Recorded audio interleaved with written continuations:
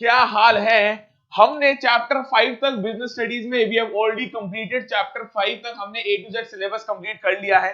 इसको तुम crash course मान सकते हो बिजनेस स्टडीज का, क्लास 12 का, जिसमें हम A to Z business studies cover कर रहे हैं। अगर आपने वो वीडियोस नहीं देखी है तो यार वो प्लेलिस्ट में ऐड हो रखी है।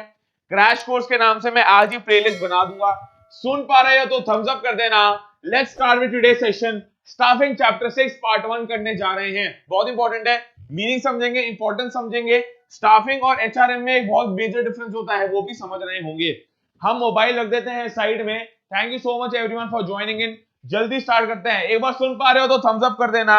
फिर हम स्टार्ट कर रहे हैं। एक बार चेक कर लेते हैं कि सबको सुनाई दे रहा है, फिर हम बिना किसी देरी के स्टार्ट कर रहे हैं। Abhishek and all of the people who are telling me कि सर आप प्लीज नोट्स डाल दीजिए बिजनेस स्टडीज के। मैं आपको गारंटी दे रहा हूं जनवरी फर्स्ट वीक में चैप्टर 1, चैप्टर 2, चैप्टर 3 इन तीनों के नोट्स आपके पास आ रहे होंगे। बहुत ही प्यारे नोट्स बनाए हैं, वो मैं यूट्यूब पे स्पेसिफिकली सर्च यूट्यूब पे लॉन्च कर दूंगा। बहुत ही प्यारे नोट्स हैं, आप एक बार प्लीज चेकआउट जरूर करना। बिजनेस स्टडीज मैक्रो के पूरे नोट्स आपके पास आ चुके हैं। इंडियन इकोनॉमिक्स के नोट्स आज से आने शुरू हो जाएंगे। Aniket and many people were asking me कि क्या क्या नोट्स आने वाले हैं। इंडियन इकोनॉमिक्स के नोट्स गारंटीड क्लास 12 के मेरे पास बन रखे हैं, वो रेडी हैं। I will be posting, I will be giving you guys very soon. आज ही मैं चैप्टर 1 यूनिट 1 इंडियन इकोनॉमिक्स का, जिसमें आपको पढ़ाया जाता है the wealth of Indian economy, the status of Indian economy since independence, फिर उसमें पाकिस्तान, चाइना, इन सब का भी जिक्र किया जाता है। हम कैसे ग्रो करें, यूनिट 1 के बारे में हम ऑलरेडी डिटेल में डिस्कशन कर चुके हैं। माइक्रो, यहाँ पे हम बात कर रहे हैं इकोनॉमिक्स वालों की। इकोनॉमिक्स क्लास 12, चाहे वो बिजनेस स्टडीज में हो, चाहे वो कॉमर्स के स्टूडेंट हो, चाहे वो साइंस के स्टूडेंट हो, चाहे वो ह्यूमैनिटीज के स्टूडेंट हो, इकोनॉमिक्स तो सबके पास होगी। अगर इकोनॉमिक्स नहीं है तो कोई बात नहीं, इकोनॉमिक्स के मैक्रो इकोनॉमिक्स के नोट्स आपको लिंक डिस्क्रिप्शन बॉक्स में मिल जाएगा, रिलीज हो चुके हैं। 5 यूनिट्स आ रहे हैं, बस वो नोट्स कर जाओ और कुछ करने की जरूरत नहीं है। बहुत ही प्यारे हैंड रिटन नोट्स हैं यार, कलरफुल नोट्स हैं, आप सबके बेनिफिट के लिए बनवा रखे हैं। लर्न करो तो लाइव लर्निंग ऐप डाउनलोड कर लो, 100% वहां पे आपको मिल रहे होंगे। अनिकेत, यस, इंडियन इकोनॉमी के नोट्स मैं गारंटी दे रहा हूं आपको मेरे भाई। इंडियन इकोनॉमी के नोट्स आज से आने शुरू हो जाएंगे। यूनिट 1 आज आ जाएगा, यूनिट 2 कल, यूनिट 3 परसों। इंडियन इकोनॉमी के नोट्स दिसंबर से पेंडिंग है, मैंने बना दिए हैं। बहुत ही प्यारे, बहुत ही मेहनत से नोट्स बनाए हैं। आज हम स्टार्ट करते हैं staffing. All of you who are watching, thank you so much everyone for joining in. अगर आप चैनल पे नए हो तो प्लीज सब्सक्राइब जरूर करो। हम स्टाफिंग से पहले पहले 5 चैप्टर तक already A to Z complete कर चुके हैं बिजनेस स्टडीज का। This is chapter 6 staffing part 1। Let's start. 20 minute की क्लास होगी, ज्यादा लंबी क्लास नहीं होगी। ये क्रैश कोर्स है, जल्दी जल्दी पढ़ेंगे, जल्दी जल्दी समझेंगे। सारे के सारे नोट्स आप बना भी सकते हो, वरना इसके नोट्स में डाउनलोड के ऑप्शन में आपको दे दूंगा। You can download these notes. ये सारी की सारी पीडीएफ पीपीटीज आप डाउनलोड कर सकते हो। और हमारे यार एक स्पेशली नोट्स बन रहे हैं जो कि ना क्रक्स है, एनसीईआरटी से उठाए हुए जितने भी आपके गाइड बुक्स हैं, जितना भी रेलेवेंट इंपॉर्टेंट मटेरियल है, जो भी सिलेबस में आ रहा है इस साल, वो सारे के सारे नोट्स में हमने डाल दिए हैं। वो बिजनेस स्टडीज के नोट्स आपके पास जल्दी आ रहे होंगे। Thank you so much everyone joining in. हम स्टार्ट कर रहे हैं। Almost 5 people are watching us. Please like the session, फिर हम स्टार्ट कर रहे हैं। ठीक है जी, ऑल राइट। आप सबकी चैट मैं यहाँ फोन पे पढ़ सकता हूं, किसी को कोई भी। All right, all right. Aniket first आए हैं प्री बोर्ड में, कांग्रेचुलेशंस अनिकेत। आशा मॉडर्न से अनिकेत फर्स्ट आए हैं। मैक्रो इकोनॉमिक्स के नोट्स अनिकेत आपने पढ़े तो एक बार चैट में लिख दो। तो हम यार ऐसे ऐसे नोट्स प्रोवाइड करवा रहे हैं, जो पढ़ जाओगे काम डन है। तो यार ये पूरा पूरा इंडेक्स है। हम आज स्टार्ट करते हैं बिना किसी देरी के। My name is Gokul Chhabra, I am your educator, your mentor at Learn Karo. यार we are seeking to provide you premium quality content. जितना भी आपका क्लास 12 का ह्यूमैनिटीज प्लस कॉमर्स का जितना भी कंटेंट है, सारा का सारा इस चैनल पे आपके पास आ रहा होगा। अकाउंटेंसी से लेके legal studies, political science, sociology, सारा का सारा बोर्ड्स का मटेरियल इस पे आ रहा होगा। मेरे साथ जुड़े हुए हो। 2021 में हमारा एक ही टारगेट है यार, वो है 100 में से 100 में से 100 हम लाके दिखाएंगे। 4 महीने हमारे पास 100% आ रहे होंगे हमारे। मेरे साथ बने रहो, रिवीजन करते रहो और कुछ नहीं करना। 20 मिनट्स में क्लास खत्म है, स्टार्ट करते हैं। सर डिफाइंड स्टाफिंग, ये हम पढ़ने वाले हैं। जो पूरा का पूरा इंडेक्स आपका एनसीईआरटी के अकॉर्डिंग दे रखा है, कुछ भी लीव नहीं करने वाले, सब समझेंगे, सब पढ़ेंगे। ये वाली क्लास नहीं है सर। स्टाफिंग एक one shot, staffing one shot में खत्म, 12 मिनट में क्लास खत्म, ऐसा नहीं होने वाला यार। स्टाफिंग के ऑलमोस्ट 3 पार्ट्स हैं। स्टाफिंग के 3 to 5 पार्ट्स हैं। स्टाफिंग चैप्टर बहुत बड़ा है। रिक्रूटमेंट अलग है, सिलेक्शन अलग है, ट्रेनिंग डेवलपमेंट अलग है, ट्रेनिंग और एजुकेशन में डिफरेंस क्या होता है, ट्रेनिंग और डेवलपमेंट में डिफरेंस क्या होता है, फिर आपका एचआरएम क्या होता है, एचआरएम स्टाफिंग से अलग कैसा है, फिर आपका meaning of recruitment, recruitment selection में डिफरेंस क्या है, internal sources of selection, external sources of recruitment, ये सारा का सारा इस वाले चैप्टर में हम पढ़ रहे होंगे। अभी आप ये बात याद रखो, स्टाफिंग क्या हम तीन चीजें आज मेजरली पढ़ने वाले हैं, define staffing, need and importance of staffing, और लास्ट में स्टाफिंग एचआरएम से अलग कैसे है। लगता तो बिल्कुल सेम ही है। एचआरएम क्या है, human resources management. For the matter of fact I am also pursuing my MBA in human resources. देखो यार, एमबीए में आपको कुछ ना कुछ स्पेशलाइजेशन लेना पड़ता है, तो मैं मेरी स्पेशलाइजेशन है ह्यूमन रिसोर्सेज। तो ये चैप्टर मेरे दिल के और पास हो चुका है। मैं आपको बता दूं, स्टाफिंग और एचआरएम में डिफरेंस होता है। लोगों को लगता है डिफरेंस नहीं है, आपकी एनसीईआरटी में भी डिफरेंस दे रखा है, वो सारा का सारा आज हम पढ़ रहे होंगे। ये सारा का सारा यार हम एनसीईआरटी कवर कर रहे हैं, बिजनेस स्टडीज में आपको कुछ और कवर करके नहीं जाना है। एनसीईआरटी में इकोनॉमिक्स में एनसीईआरटी पढ़ना महाभारत हो जाती है, समझ नहीं आता, तो वो नोट्स पढ़ जाओ, मोर देन इनफ है। ठीक है जी, alright, thank you so much, thank you so much Aniket. Aniket is saying sir I love the notes, very useful. Thank you so much Aniket, thank you so much. चलो जी, प्रेमिस सेट करते हैं। हम हमेशा पढ़ने से पहले, कुछ भी पढ़ने से पहले इस क्लास में वी सेट द प्रेमिस कि हम स्टाफिंग पढ़ ही क्यों रहे हैं, स्टाफिंग जो वर्ड है वो आया कहां से। तो स्टाफिंग क्या है, पढ़ते हैं। It is an established fact that the growth of an organisation requires the continual infusion of quality staff. Continual infusion मतलब हमें रेगुलरली लोग अपने ऑर्गेनाइजेशन के अंदर इन्फ्यूज करने पड़ते हैं, रिक्रूट करने पड़ते हैं, डालने पड़ते हैं, इनवाइट करने पड़ते हैं। इन्फ्यूजन का मतलब है इनवाइट करना, या उनको बोलना सर आओ हमारी ऑर्गेनाइजेशन में काम करो। अगर हमें एक ऑर्गेनाइजेशन की ग्रोथ चाहिए तो हमें कंटिन्यूअसली अच्छा staff, premium quality staff, premium quality staff, good quality staff हमारे ऑर्गेनाइजेशन में कंटिन्यूअसली इनवाइट करना पड़ेगा। Thus, adequate staffing or the provision for appropriate human resources is an essential requirement for any organization's success. इसका मतलब क्या है, adequate staffing तभी एक इंपॉर्टेंट फंक्शन बन जाता है मैनेजमेंट का। पहले तो तुम्हें ये समझना चाहिए ये मैनेजमेंट का फंक्शन है, ये मैनेजमेंट का फंक्शन है। इसके बाद हम डायरेक्टिंग कर रहे होंगे, कंट्रोलिंग कर रहे होंगे, पर इससे पहले हमने क्या किया, हमने एक प्लान बनाया, फिर उसको ऑर्गेनाइज किया कि क्या क्या टास्क होने चाहिए। अरे ऑर्गेनाइजिंग के बाद सबसे अगला फंक्शन जो है वो है स्टाफिंग। स्टाफिंग इसलिए इंपॉर्टेंट हो जाता है क्योंकि जब तक right labour, right human resources, right talent हमारी कंपनी में नहीं होगा, तब तक कंपनी कहीं नहीं जा पाएगी। एक कंपनी एक इंसान नहीं चलाता, बहुत सारे एम्प्लॉइज चलाते हैं, पूरा का पूरा टैलेंट पूल चलाता है। तो वही बात हो रही है, एडिक्वेट स्टाफिंग और provision of adequate human resources becomes so relevant, क्योंकि तभी आपकी ऑर्गेनाइजेशन ग्रो कर पाएगी। तो नीड फॉर ह्यूमन टैलेंट या need for putting the right person at the right job arise होता है, उसी को उन्होंने नाम दे रखा है स्टाफिंग। इससे ही हम अपने मीनिंग की तरफ जाने वाले हैं। अब मीनिंग बोल रहे हैं sir, in simplest terms staffing is putting people to jobs, और इसको अगर थोड़ा डिटेल में पढ़ोगे तो ये बोलता है putting the right person at the right job. एक मिनट पानी पी लेते हैं, फिर करते हैं बात। एक बार इसको पूरा का पूरा पढ़ लो, अगर हो सके तो इसका स्क्रीनशॉट जरूर ले लो, बहुत इंपॉर्टेंट है, बहुत रेलेवेंट है।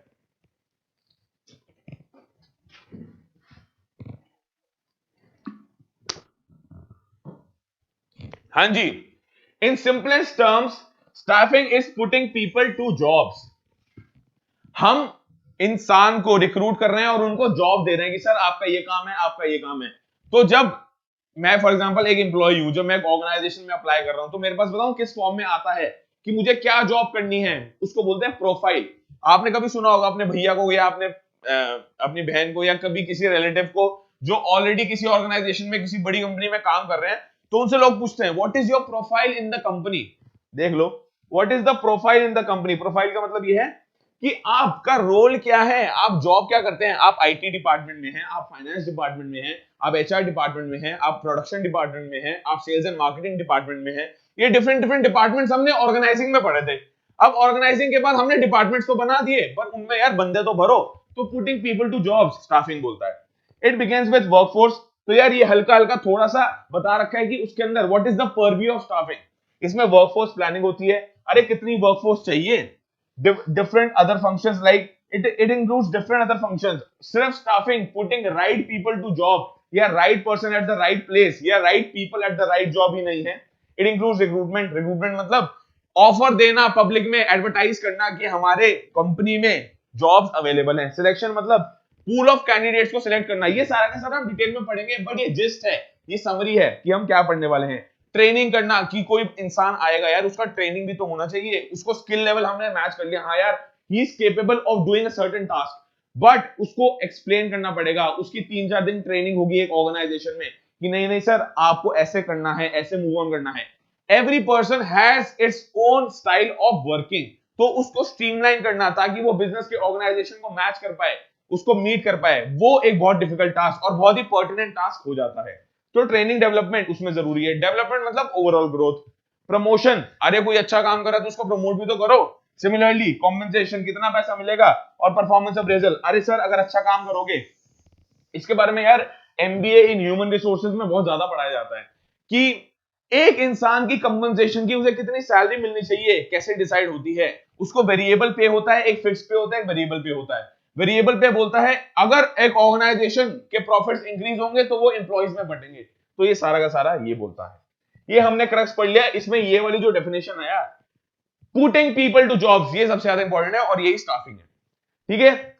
और फिर एक छोटा सा समरी दे रखी है स्टाफिंग के प्रोसेस की, इसको हम अलग से वीडियो में पढ़ेंगे, बट एक क्रक्स दे रखा है कि स्टाफिंग का प्रोसेस क्या क्या इंक्लूड करता है। आपका स्टाफिंग का प्रोसेस 100% बहुत इंपॉर्टेंट है और आपके एग्जाम में आ रहा होगा। ये उसकी एक समरी दे रखी है, पर आप घबराओ मत, ये समरी एक बार बस पढ़ लो, इसको हम अलग से वीडियो में कवर कर रहे होंगे। What is the process of staffing. सबसे पहले identifying requirement of workforce, followed by recruitment, selection, placement, promotion, appraisal and development. Almost similar जो हमने फर्स्ट पॉइंट में पढ़ा, सिमिलर प्रोसेस फॉलो हो रहा है। इसको हम नेक्स्ट वीडियो में 100% पढ़ रहे होंगे। ये हमारा पूरा का पूरा मीनिंग है। सिर्फ putting right people to right jobs ही नहीं है, और भी सारा परव्यू है कि रिक्रूटमेंट कैसे होगा, सिलेक्शन कैसे होगा, ट्रेनिंग डेवलपमेंट कैसे होगी। स्टाफिंग के चैप्टर में पूरा का पूरा चैप्टर इस पहले पेज पे जो हम पढ़ रहे हैं ना, ये कवर है, इसके बारे में डिटेल में डिस्कशन हो रहा होगा।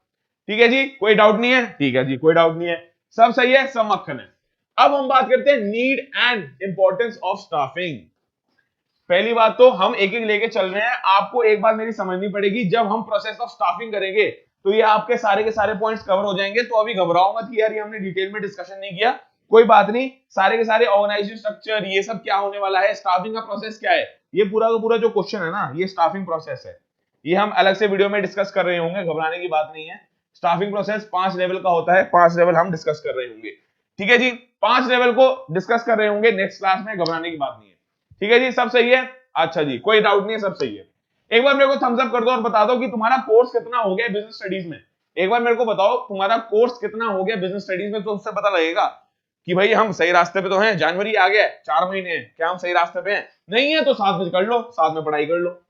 Proper staffing ensures the following benefits to the organisation. क्या क्या इंपॉर्टेंस है, व्हाई स्टाफिंग नीडेड, तो ठीक है जी, पढ़ लेते हैं। ज्यादा नहीं है, नीड एंड इंपॉर्टेंस है, उसके बाद हमारा स्टाफिंग और एचआरएम में डिफरेंस है। 5-10 मिनट की और क्लास रहेगी, जुड़े रहो मेरे साथ। इट हेल्प्स इन डिस्कवरिंग, सबसे पहले तो ये पांचों के पांच 1 2 3 4 5, ये 5 पॉइंट्स बहुत ज्यादा इंपॉर्टेंट है। इसको एक बार प्लीज देख लो, इसको एक बार रट लो, 100% ये आपका आ रहा होगा और आपके पास इंपॉर्टेंट है। इसकी शॉर्ट फॉर्म्स बना दो, एक्रोनिम्स बना लो और इसको फिर रट के जाना, लर्न करके जाना, अभी समझ लो। helps in discovering and obtaining competent personnel for various job। Sir staffing हमें अलाउ करती है कि हमारे ऑर्गेनाइजेशन में कौन सा कॉम्पिटेंट पर्सन या कॉम्पिटेंट एम्प्लॉय काम करने वाला है, उसको हम डिस्कवर करेंगे और फाइनली रिक्रूट कर देंगे। ये स्टाफिंग का फंक्शन है। हम डिस्कवर भी कर रहे होते हैं, हम ढूंढ रहे होते हैं through various means, internal sources, external sources, हम आगे पढ़ेंगे, पर हम ढूंढ रहे होते हैं कि कौन ऐसा बंदा है जो हमें ऑर्गेनाइजेशन को सूट करेगा। देखो यार, पॉपुलेशन बहुत बड़ी है, बट कभी कभी राइट बंदा ढूंढना अपने काम के लिए बहुत मुश्किल हो जाता है। कभी तो बोलते हैं एक कंपनी चलाना बहुत मुश्किल है यार। एम्प्लॉय पर्सपेक्टिव से मत सोचो, एम्प्लॉयर के पर्सपेक्टिव से भी सोचो। तो यार, in discovering and obtaining competent personnel for various jobs at an organisation is one of the main role of staffing. It helps in doing this. ठीक है जी, okay. Makes for higher performance by putting right person on the right job. अगर मैं अच्छा हूं पैसे गिनने में, तो भैया मुझे कैश काउंटर में बिठाना चाहिए तुम्हें। अगर मैं अच्छा हूं सेल्स में, तो मुझे एक दुकान पे, एक बिजनेस में, एक फर्म में सेल्स डिपार्टमेंट में होना चाहिए। अगर मैं सेल्स में अच्छा हूं और मुझे बिठा दिया गल्ले पे कि भाई तू पैसे गिन, तू अकाउंटेंट है, तो यार नहीं चल पाई गाड़ी। तो it helps in identifying who is the right person for the right job and then placing them. Higher performance उससे ही अटेन होगी जब हम उस इंसान से काम करवाएंगे, हम एक काम उस इंसान से करवाएंगे जो उस काम के लिए एक्चुअली में बना है। अब मैं सेल्स में अच्छा हूं तो मैं सेल्स में जाऊंगा, और ये काम किसका आइडेंटिफाई करना, ये है ऑर्गेनाइजेशन का जो रिक्रूटमेंट कर रही है। इंश्योरिंग, ठीक है जी, ensuring continuous survival and growth of the enterprise through the succession planning for managers. बहुत ही अच्छा पॉइंट है, बहुत ही अच्छा पॉइंट है। यहां पे देखो यार, एक तुम्हारे पास नया वर्ड आया सक्सेशन प्लानिंग। इसका मतलब ये है who will be the successor, इसको लिख लो, who will be the successor, who will be the successor of the organization। अगर तुमने ध्यान से पढ़ी है बिजनेस स्टडीज, अकाउंटेंसी की थ्योरी ध्यान से पढ़ी है, तो तुम्हें याद होगा business is a separate legal entity. अब मैं यहां पे सोल प्रोप्राइटरशिप और पार्टनरशिप की बात नहीं करना, मैं नॉर्मल बात कर रहा हूं। आपने पढ़ा है एक एंटिटी या एक ऑर्गेनाइजेशन या एक कंपनी एक सेपरेट लीगल एंटिटी होती है। अरे जब मैनेजमेंट और ओनरशिप में डिफरेंस होता है, ये आपने पढ़ रखा है। अब सक्सेशन प्लानिंग का मतलब होता है अगर एक इंसान की डेथ हो जाती है, हमारे सीईओ की डेथ हो जाती है, तो उसके बाद कंपनी को कौन संभालेगा। हमने पढ़ा है ना, मैनेजर्स में come and go but the company goes on forever. भैया कंपनी तो चलती रहती है। कंपनी कैसे चलती रहती है? बिकॉज वो सक्सेशन प्लानिंग ऑफ मैनेजर्स करती है। आज जो मैनेजर, अगर हमारे फॉर एग्जांपल मान लो कि 3 लेवल है कंपनीज के, ये सबसे टॉप लेवल है, ये मिडिल लेवल है, ये बिल्कुल शॉप फ्लोर पे लेवल है। अगर ये वाले यहाँ जो होते हैं वो मैनेजर्स कहलाते हैं। हमने पढ़ रखा है top level, middle level management और लोअर लेवल मैनेजमेंट। अब ये जो मिडिल लेवल मैनेजमेंट है ना, यही तो जाके टॉप लेवल मैनेजमेंट बनती है। ये कैसे होता है? ये स्टाफिंग का ही फंक्शन है। It identifies those managers. अब मैं ये नहीं कह रहा जो फॉर एग्जांपल सेकंड लेवल पे 100 मैनेजर्स है तो 100 के 100 मैनेजर्स फर्स्ट लेवल पे पहुंच जाएंगे और 100 के 100 मैनेजर्स कंपनी के मालिक बन जाएंगे। नहीं, उसमें भी कंपटीशन होता है। Competition exist with in the companies, तभी तो बोलते हैं यार कंपटीशन होता है, पॉलिटिक्स चलती है कंपनीज के अंदर। अपने बॉस के साथ जो रहेगा, अपनी बॉस की तारीफें जो करेगा, उसके बल्ले बल्ले हो जाएंगे। तो वो क्या है? तो यार ये तो खैर एक कंट्रोवर्शियल बात हो गई, बट अभी हमें ये समझना है कि सक्सेशन प्लानिंग ऑफ मैनेजर्स का मतलब ये है सेकंड से फर्स्ट लेवल पे कोई ना कोई तो कंपनी को संभालेगा, कोई ना कोई तो कंपनी का सीईओ बनेगा। जब प्रमोशन होगा तब आप सीईओ बन पाओगे, तब जब प्रमोशन होगा तो आप सेल्स डिपार्टमेंट के हेड बन पाओगे। तो सक्सेशन प्लानिंग का मतलब ये है, स्टाफिंग हमें हेल्प करता है कि हमारी जो ऑर्गेनाइजेशन है उसका कंटिन्यूस सर्वाइवल हो, कंटिन्यूस ग्रोथ हो। और ये कैसे पॉसिबल है? सक्सेशन प्लानिंग के थ्रू। सक्सेशन प्लानिंग का मतलब who is going to take care of the organization in future? Managers ही लेंगे। मैनेजर्स को कैसे आइडेंटिफाई करें? उनका टेस्ट ले, उनकी परफॉर्मेंस मेजर करें, क्या करें? तो स्टाफिंग का सारा फंक्शन है, right. Helps to ensure optimum utilisation of the human resources. बहुत बढ़िया। ये बोलता है अगर एक काम एक इंसान कर सकता है तो यार उस काम को 2 इंसान नहीं करने चाहिए। तो ये बोल रहे हैं ना, it helps to ensure optimum utilisation. एक कोई टास्क है, वो टास्क है कि हमें अपनी कंपनी की सेल्स 10 करोड़ करनी है, और उस 10 करोड़ की टारगेट अचीव करने के लिए 5 इंसान चाहिए, 5 सेल्स के बंदे चाहिए। तो हम 10 सेल्स के बंदे नहीं एम्प्लॉय करेंगे, हम सिर्फ 5 के करेंगे। तो ये यही बोल रहा है कि it helps to improve, it helps to attain optimum utilisation of the human resources. Overmanning, हमेशा हमें ओवरमैनिंग हटानी है। By avoiding overmanning it provides under utilisation of personnel and high labour cost. जितने ज्यादा इंसान, जितना ज्यादा बंदे, उतने ज्यादा कॉस्ट, उतना ज्यादा कॉस्ट, उतना ज्यादा ओवरमैनिंग। बोलते हैं ना डिसगाइज्ड एम्प्लॉयमेंट, कि इतने बंदे चाहिए नहीं है फील्ड में काम करने के लिए, बट बहुत ज्यादा बंदे भर रखे हैं, ओवरमैनिंग हो रखी है, ओवर स्टाफिंग हो रखी है। तुम दुकान पे भी देखते होगे, एक फैमिली है, उनकी दुकान है, उनके 2 बेटे हैं। अब 2 बेटे, एक पापा एक ताऊ जी, चारों के चारों दुकान पे बैठे हैं। अरे तो क्या है? ओवरमैनिंग है, इतने बंदों की जरूरत नहीं है। बट नहीं जी, हमारा हक है, हम हमारी दुकान है, पुश्तैनी दुकान है, तो इसके साथ में बैठ जाते हैं। वो वाली बात है। स्टाफिंग अगर ढंग से एग्जीक्यूट करोगे स्टाफिंग फंक्शन, तो वो तुम्हें कहेगा नहीं, ओवर स्टाफिंग नहीं होनी चाहिए, ओवर मैनिंग नहीं होनी चाहिए, हमें जितने एम्प्लॉय चाहिए उतने ही प्लेस करने हैं। ठीक है जी, हो गया। ये हो गया नंबर के ऊपर, ये पूरा का पूरा पॉइंट नंबर्स के ऊपर है। और लास्ट है improve job satisfaction and moral of employees through objective assessment and fair rewarding of their contribution. जो भी इंसान कुछ भी काम कर रहा है उसका हर चिट्ठा रिकॉर्ड हो रहा है, जो भी टारगेट अटेन कर रहा है उसका रिकॉर्ड हो रहा है। तो स्टाफिंग इंश्योर करती है जितना भी टारगेट है, जितना भी सेल्स अचीव करी है, जितना भी परफॉर्मेंस दिया है एक ऑर्गेनाइजेशन की तरफ किसी एम्प्लॉय ने, उसको ढंग से रिवॉर्ड किया जाए। तो it looks for the job satisfaction. इससे क्या होगा? अगर एक इंसान को जो वो डिजर्व करता है वो मिलेगा तो उसको जॉब सेटिस्फैक्शन होगा। हाँ यार, मुझे मॉनेटरी वाइज, मेंटल वाइज मेरी जॉब सेटिस्फैक्शन हो रही है, और मेरा मोरल, मेरा जो मोटिवेशन है वो भी बढ़ रहा है। ठीक है जी, हमारे खत्म हो गए हैं A to Z इंपॉर्टेंस। अब हम बात करने वाले हैं स्टाफिंग और एचआरएम। अब हम बात करने वाले हैं स्टाफिंग और एचआरएम डिफरेंट कैसे है। बहुत अच्छा क्वेश्चन है, एक बार देख लेते हैं। ऑल राइट, हाँ जी, सही समझ आ रहा है सबको? सही समझ आ रहा है, बिल्कुल मक्खन है ना? हाँ जी, सब सही समझ आ रहा है। आज हम इकोनॉमिक्स की क्लास भी ले रहे हैं शाम को। अगर आप चैनल पे नए हो तो प्लीज सब्सक्राइब जरूर करो। Today itself we are taking economics class, जिसमें हम यार income determination, income and employment determination, unit 3 of macro economics के मोस्ट इंपोर्टेंट क्वेश्चंस ले रहे होंगे। वो आज के टाइम में ही आ रहा होगा आपके पास, इसी चैनल पे अपडेट आ जाएगी, प्लीज उसको ज्वाइन जरूर करना। अब हम बात करते हैं स्टाफिंग। स्टाफिंग क्या पार्ट है ह्यूमन रिसोर्सेज मैनेजमेंट का? या स्टाफिंग एक कंप्लीटली डिफरेंट फंक्शन है? ये समझना बहुत ज्यादा इंपॉर्टेंट है यार। बहुत लोग कहते हैं स्टाफिंग एचआरएम, स्टाफिंग और एचआरएम, ह्यूमन रिसोर्स मैनेजमेंट और स्टाफिंग बिल्कुल सेम फंक्शन है। मेरे हिसाब से ऐसा नहीं है। एक सुपरसेट है, एक सबसेट है। सुपरसेट है एचआरएम। देख लो, मैं एक पूरा का पूरा वेन डायग्राम बना रहा हूं तो मैं समझ आ जाएगा। ये जो बड़े वाला डायग्राम है, ये जो बड़े वाला सर्कल है, ये है एचआरएम, और ये जो छोटे वाला सर्कल है, ये है, इसको तुम लिख लो स्टाफिंग। एक बार इसको ढंग से लिख लेते हैं, फिर तुम्हें समझ आएगा। हमें याद रखना जो मैं बात बोल रहा हूं, ये बात बहुत इंपॉर्टेंट है। और अगर इस ग्राफ के थ्रू बना के आओगे, यार हमें बिजनेस स्टडीज में अच्छे अच्छे ग्राफ, अच्छे अच्छे डायग्राम्स बना के आने हैं। ज्यादा सुंदर डायग्राम बना के नहीं आने, हमें टाइम वेस्ट नहीं करना, बस बना के तो आने हैं।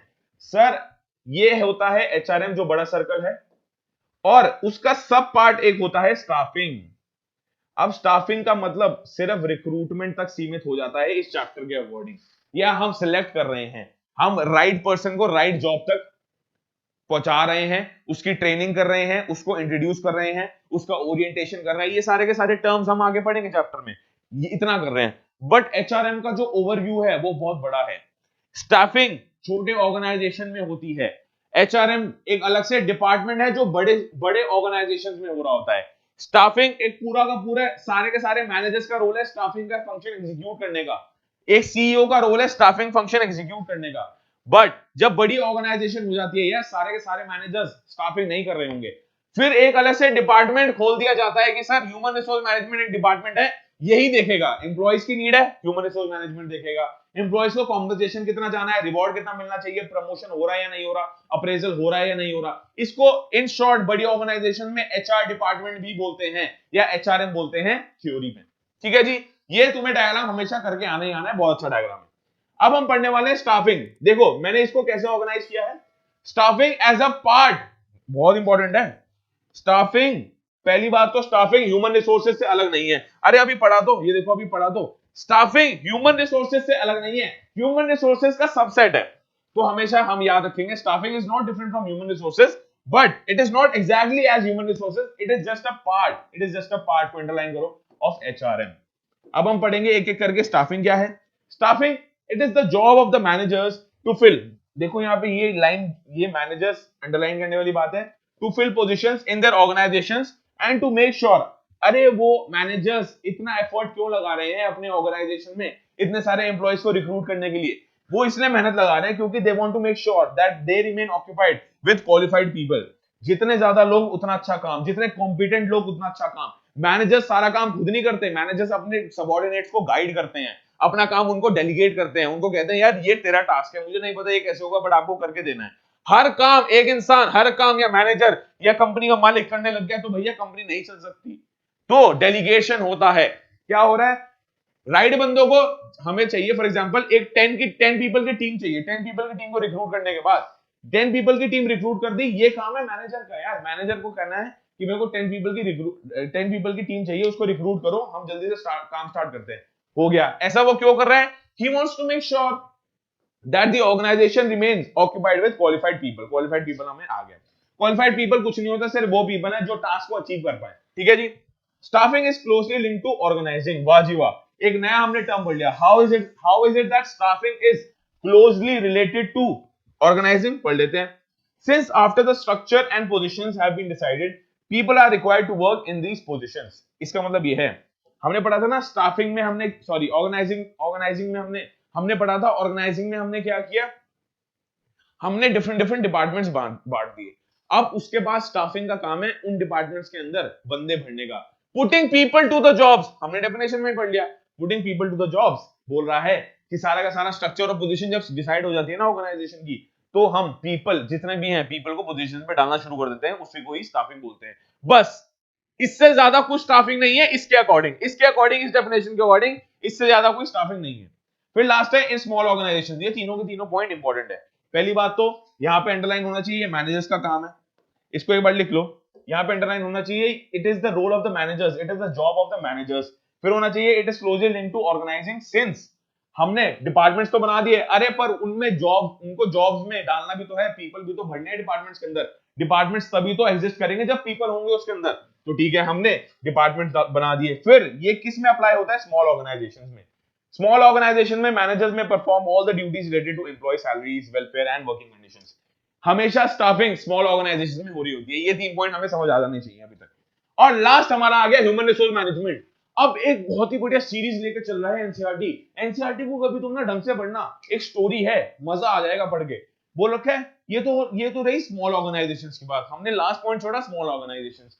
But as organisations grow and the number of persons, बहुत अच्छा पॉइंट है, but as organisations grow and the number of persons employed increases, a separate, इसको अंडरलाइन कर लो, a separate department called the human resources department is formed which has specialist in managing people। Human resource management का जो department form करते हैं वो managers होते हैं बड़े बड़े बी स्कूल्स के, बी स्कूल मतलब बिजनेस स्कूल्स, जैसे हार्वर्ड हो गया, फिर आपका आईआईएम्स हो गया इंडिया के अंदर, एमबीए गुड़गांव हो गया, आपका आईएम रोहतक हो गया, IIM Shillong, IIM Ahmedabad, Bangalore, Calcutta, IIFT, ये सारे एमबीए कॉलेजेस है, premium tier 1 MBA colleges in India है। तो यहाँ के रिक्रूटमेंट करते हैं, यहाँ के जो एचआर, फॉर एग्जांपल मेरे को HR, I am pursuing my MBA in HR, तो एमबीए इन एचआर को ये रिक्रूट करेंगी कंपनीज, उनको मिला के एचआर डिपार्टमेंट बनाएंगे। अरे जब यार हमने स्पेशलाइजेशन, हमने अपनी एमबीए एचआर में कर रखी है, तो हम स्पेशलाइजेशन हो गया ना हमारे एमबीए में अंदर, तो हम एचआर स्पेशलिस्ट बन गए। एचआर स्पेशलिस्ट से बनकर एचआर स्पेशलिस्ट को मिलाकर बनती है एचआर डिपार्टमेंट, ये बोल रखा है। तो मैंने आपको बता दिया इसके अंदर रिक्रूट कौन करते हैं, रिक्रूट करते हैं ऑर्गेनाइजेशन वाले, किसको रिक्रूट करते हैं, tier 1, tier 2, tier 3 B schools, business schools या एमबीए कॉलेजेस के बच्चों को, क्योंकि उन्होंने एमबीए करी होती है एचआर में, एचआर डोमेन में उनकी स्पेशलाइजेशन होती है। एमबीए क्या है, मैनेजर्स बन रहे हो, किस चीज में मैनेजर बन रहे हो आप, एचआर स्पेशलिस्ट बन रहे हो, ठीक है जी। फिर लास्ट में बोल रहा है, पहली बात तो हमने पढ़ लिया एचआरएम की जरूरत कब है, जब ऑर्गेनाइजेशन बड़ी हो चुकी है, ज्यादा एम्प्लॉइज गैदर हो गए, ज्यादा एम्प्लॉइज हमने रिक्रूट कर लिए हैं, एक अलग से डिपार्टमेंट खोल देंगे जो किससे कंसिस्ट करेगा, एचआर डिपार्टमेंट, एचआर स्पेशलिस्ट से, ठीक है जी। This shows that human resource management is a much broader concept and includes a wider gamut of activities such as, अब यार मैंने आपको पहले ही बताया था इस पैराग्राफ के अकॉर्डिंग, इस पूरे के पूरे ग्राफ के अकॉर्डिंग, इस पूरे के पूरे चार्ट के अकॉर्डिंग, ह्यूमन रिसोर्स एक वाइडर कॉन्सेप्ट है, स्टाफिंग जस्ट उसका एक पार्ट है। इसमें ह्यूमन रिसोर्सेज में और क्या क्या आता है यार, लेबर रिलेशंस आते हैं, maintaining labour relations, labour relations mostly factories में होते हैं, फैक्ट्रीज में जब कोई लेबर स्ट्राइक करने चली गई, अब यार मैनेजर्स आगे थोड़ा ना उनको प्लीड करेंगे, नहीं नहीं सर वापस आ जाओ, काम पे आ जाओ, नहीं, तो यार ये ह्यूमन रिसोर्सेज मैनेजमेंट का काम हो जाता है। एक इतनी बड़ी फैक्ट्री में जिसमें 5000 एम्प्लॉइज काम कर रहे हैं, मैनेजर्स चेक नहीं रख सकते कि यार लेबर की डिमांड क्या है, लेबर ढंग से काम कर रही है नहीं कर रही है, तो उसके लिए ह्यूमन रिसोर्सेज डिपार्टमेंट होना नेसेसरी हो जाता है। And union management relations, union management और लेबर रिलेशंस आपको फैक्ट्रीज एक्ट में पढ़ने को मिलेंगे, ये सारा लॉ का पार्ट है, इसमें ज्यादा डिटेल में नहीं घुसते, अभी आगे समझो कि ये सारा फैक्ट्री वर्कर्स की बात कर रहे हैं। होल्डिंग ग्रीवियंसेस एंड कंप्लेंट्स, अगर मेरे को छुट्टी लेनी है तो मैं मैनेजर के पास थोड़ा जाऊंगा यार, मैं तो एचआर डिपार्टमेंट के पास जाऊंगा, क्योंकि एचआर डिपार्टमेंट मेरा लीव्स का अकाउंट रख रही है, मेरे को छुट्टी में पैसा मिलना चाहिए नहीं मिलना चाहिए, इसका सारा का सारा अकाउंट रख रही है। प्रोवाइडिंग फॉर सोशल सिक्योरिटी, जितने भी आपके दिवाली बोनस हो गया, प्रमोशन हो गया, सारा का सारा ये देख रही है। एचआरएम डिपार्टमेंट बहुत इंपॉर्टेंट हो जाता है, क्योंकि वो एम्प्लॉय से डायरेक्टली डील करता है, एम्प्लॉयज का एक इशू नहीं होता, 1000 इशू होते हैं, तो उसको कौन डील करेगा, मैनेजर्स तो अपना काम कर रहेंगे, एचआर डिपार्टमेंट का काम है सारे के सारे एम्प्लॉय, सारे के सारे मैनेजर्स का क्वेरी समझना, उनकी नीड समझना, उनका सोशल सिक्योरिटी बेनिफिट समझना, बोनस देना, प्रमोशन करना, कोई इश्यूज हैं, लेबर लॉज हैं, उनको फॉलो करना, ठीक है जी। फिर welfare of employees, defending the company law suits, avoiding legal complications, बहुत बार ऐसा होता है, कोई तुमने बहुत सुना होगा ये बात, किसी कंपनी के एम्प्लॉय ने कंपनी के ऊपर ही केस कर दिया, अरे उसको हैंडल कौन करेगा, मैनेजर जाके थोड़ा हैंडल करेगा, स्टाफिंग का फंक्शन नहीं है वो, वो है एचआरएम, एचआर डिपार्टमेंट अलग से जाके उसको हैंडल करेगा। इसमें आपको लॉ आनी चाहिए, लॉ में लॉ सूट्स आप कर रहे होते हो, किसी बंदे ने, किसी हमारे कंपनी के एम्प्लॉय ने हमारी कंपनी की इंफॉर्मेशन लीक कर दी, फिर आप क्या करोगे? मैनेजर्स जाके थोड़ा लड़ते रहेंगे, मैनेजर्स कहेंगे यार हम काम कब करें, हम तो इन इश्यूज में फंस गए हैं। तो उस केस में एचआरएम डिपार्टमेंट बहुत मैटर करता है। इसी के साथ आज हमारा स्टाफिंग और एचआरएम खत्म होता है, राइट? अब हमारा पार्ट 1 आज खत्म हो गया है। हम हर रोज क्लास ले रहे हैं बिजनेस स्टडीज और इकोनॉमिक्स की। अकाउंटेंसी आप मेरे को लिख के बताओ डिस्क्रिप्शन बॉक्स में, आप मेरे को प्लीज कमेंट में या चैट में लिख के बताओ, do you need accountancy on this channel? Accountancy पढ़ाई जाए या नहीं पढ़ाई जाए? क्योंकि वी आर लुकिंग फॉरवर्ड कि यार हम मल्टीपल चीजें पढ़ाएं, जैसे हम एंटरप्रेन्योरशिप स्टार्ट करने वाले हैं, सोशियोलॉजी स्टार्ट करने वाले हैं और अकाउंटेंसी भी सोच रहे हैं, डिपेंडिंग कि आप सबकी डिमांड क्या है। आपको अकाउंटेंसी चाहिए, आएगी। सोशियोलॉजी और एंटरप्रेन्योरशिप तो 100% आएगी क्योंकि इसकी डिमांड बहुत ज्यादा है, हमें रियलाइज हो रहा है, हमें हर रोज लाइव आना है, आप सबकी हेल्प करनी है, राइट? ठीक है जी, पार्ट 1 फिनिशेस है। पार्ट 1 एक बार आप मेरे को प्लीज चैट बॉक्स में या कमेंट में प्लीज मेरे को बताओ, क्या हमें ले लेनी चाहिए, क्या हमें अकाउंटेंसी स्टार्ट कर लेनी चाहिए? यार best notes for business studies के A to Z नोट्स आपको अवेलेबल हो जाएंगे। लर्न करो तो लाइव लर्निंग ऐप पे, आपको कुछ पेमेंट करने की जरूरत नहीं है, बस इसको लॉग इन कर लो, आपको एक पोर्टल मिलेगा, एंड्रॉइड एप्लीकेशन है, लिंक डिस्क्रिप्शन बॉक्स में मैंने डाल रखा है, इस चैट में पिन भी कर रखा है, लिंक डिस्क्रिप्शन बॉक्स में आप जाके लर्न करो तो लाइव लर्निंग ऐप डाउनलोड कर लो। वहां पे आपको क्लास 12 के बेस्ट नोट्स, मैक्रो और बिजनेस स्टडीज के बेस्ट नोट्स आपको वहां पे मिल रहे होंगे। A to Z क्लासेस के नोटिफिकेशन आपको वहां पे मिल रहे होंगे।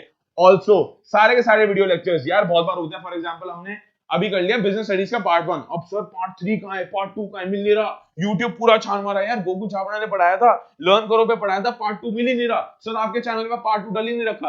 अरे वो होता है, बट कभी कभी जल्दबाजी में हमारे एग्जाम्स पास आ रहे होते हैं तो समझ नहीं आता भाई कहां है वीडियोस। तो घबराओ मत, जो जो सेशन यूट्यूब पे हो रहा है सारा का सारा अपडेट हो जाता है हमारा लर्न करो द लाइव लर्निंग ऐप पे। All video lectures, for example staffing चल रहा है, स्टाफिंग में हम let's assume we will be doing 5 parts, तो ये 5 parts, part 1, part 2, part 3, part 4, part 5 आपको वहां पे मिल रहे होंगे, आप आराम से जाके देख सकते हो, कोई कॉस्ट नहीं है, कुछ नहीं खरीदना। जैसे YouTube चलता है वैसे हमारी एप्लीकेशन चलती है, जो भी सेशन यहाँ पे हो रहा है लर्न करो the live learning app, link description box में डाउनलोड कर लो, वहां भी आपको मिल जाएगा। पार्ट वाइज, चैप्टर वाइज वहां पे ऑर्गेनाइज्ड वे में हमने A to Z सारे चैप्टर लिख दिए हैं, डाल दिए हैं, वीडियोस अपडेट होती रहेंगी, जैसे जैसे लाइव क्लासेस चलती आ रही हैं वीडियोस अपडेट हो रही हैं। अगर आपने अभी तक टेलीग्राम ग्रुप ज्वाइन नहीं किया तो प्लीज कर लो, सारे के सारे नोटिफिकेशन और नोट्स टेलीग्राम ग्रुप पे मिल रहे होते हैं।